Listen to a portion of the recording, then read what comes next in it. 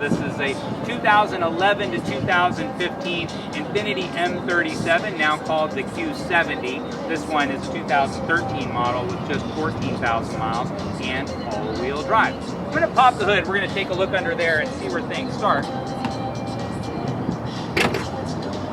Nissan has a car that came out the year before. This came out in 2010, the Kuga. In fact, it came out in 2000, and that's their kind of semi-flagship. They have a lot of different variations of cars overseas than we enjoy here in the United States. But the Kuga became the Infiniti M series in 2006, even though it was out 2 years earlier around the world. Kuga came out in its new variation in 2010. Infiniti got the M37 and M56 in 2011. The Kuga is not available in a V8 engine, whereas the Infiniti is, because it uses the same engine that is in the QX56, which is now called the QX80. Whatever the case, and whatever the car is called, 330 horsepower is 330 horsepower, and this car is super duper fast. 270 foot-pounds of torque. Torque numbers aren't exceptionally huge, so 0 to 60 in an all-wheel drive car, about 5.9 seconds, but that's still fast. It's really fast.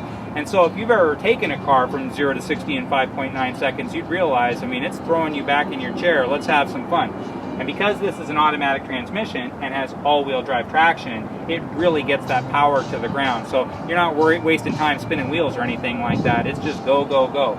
It also enjoys pretty decent gas mileage for a car that's obviously over 4,000 pounds, has a lot of power, and has all-wheel drive. It still averages about 20 miles per gallon combined driving, 24 out on the open road. One nice thing about these engines too is they're timing chain driven. There's no timing belt you have to worry about changing when you're considering buying one pre-owned. It's on the east side, tons of trees and everything like that, so it can be very icy when it gets cold. I've taken, obviously, these cars home a million times, and they're great. They're great even in the ice. They're even great going up and down hills. They're very confidence-inspiring in all kinds of environments. I personally am crazy about the way this car looks with 19-inch wheels. It's just my practical side says maybe if I lived in Phoenix, Arizona or something like that. Interior-wise, hard to fault this car. I mean, it's a gorgeous interior. I think the one thing that's held the M series back is that the looks are a little bit polarizing, and so when Nissan designed this car, they designed it with two strategies in mind. One was the Coke bottle strategy, which is the name for curvy cars in the 60s and 70s, and this wanted to have that Coke bottle kind of feel to it. The other thing is they wanted something organic that reminded them of sea creatures, and so kind of a funky set of variables there, and it created kind of a funky overall appearance for the car, but it's aged so darn gracefully. It's as nice looking as a lot of cutting edge kind of postmodern types of cars, even cars that we're seeing at displayed at car shows and what have you that are coming around on the horizon 2, 3, 4 years from now have more of this kind of look, and this car is on the road right this very minute. Now the interior, again, just as curvy as the exterior. Beautiful, beautiful wood. This is a premium package, so instead of a 7-inch monitor, I'm getting an 8-inch monitor. It has nice navigation, easy to use, and it has that 3D effect where you have bird's eye effect where it lays down, you kind of see everything like a bird flying through the sky rather than a map being held up to your face. And then it has a 10-speaker Bose stereo system, and it's a really nice Bose stereo system as well. Now, 114.2-inch wheelbase means I'm super comfortable in the front. In fact, I'm probably too far back here in the front at 6 feet tall, 175 pounds. Let's see how the back seat works out.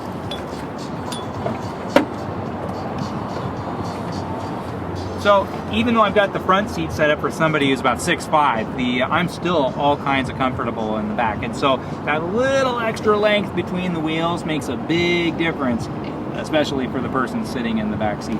Headroom, shoulder room, all that other room, yeah, it feels great. Leather's super duper nice perforated leather. I mean, everything about it. It's a really nice car. Let's jump in back and take a peek at the truck. Everybody's into measurements in the world of the internet, and so they always want to say, how many cubic feet is the trunk? And I always laugh. It's like, why would you ask that question?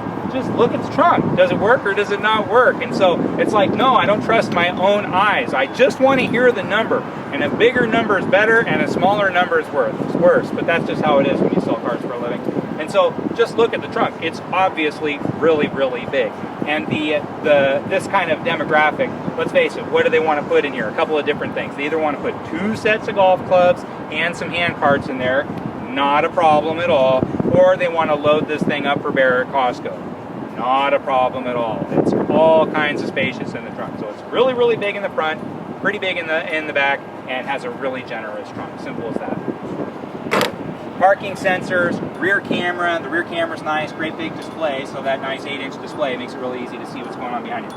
And then again, these very, very curvy lines. And again, I get that they're polarizing. I get that they're not, you know, more of a taut kind of look like maybe an Audi A4 or even their own Infiniti G37, now called the Q70. But I think it's a sensational looking car. I think it's a cutting edge, daring looking car that still looks very, very professional to an executive point, and modern and classy. So let's jump inside, turn it on, see how it sounds.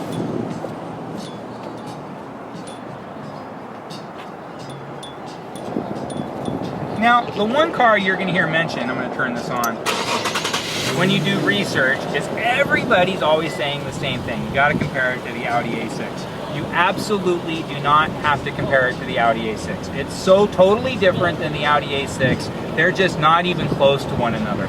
The A6 is more of a front-wheel drive, cool car, modern platform. I mean, obviously it comes in quattro all-wheel drive, but it just doesn't have anywhere near the chassis that this car has. You gotta remember, Nissan's the same company that makes the GTR. The GTR is one of the single most thrilling cars sold in the world at any price. And so the GTR is the basis for cars like the Infiniti G37, G37 Coupe, and now the Q50 and Q60. Those same platforms are this same platform. So architecturally, this car is incredibly strong and built to do things other cars simply aren't built to do. So if you're the kind of person who says, well, you know, I fantasize about owning a GTR, but, you know, I can't afford $100,000 and the insurance on that and all of that, I totally get it. Take a look at the Infiniti G35 Coupe, G37 Coupe, and Q60 Coupe. They're a lot of what makes the GTR a GTR, and they're just a fraction of what that costs, but the thrill is still there. You need that exact same car in a sedan, well, here you are. It's the M37. You can get it in all-wheel drive, the M37X, or now it's called the Q70 or Q70X. 2011 to 2015, it is one of the real under-the-radar cars on the marketplace.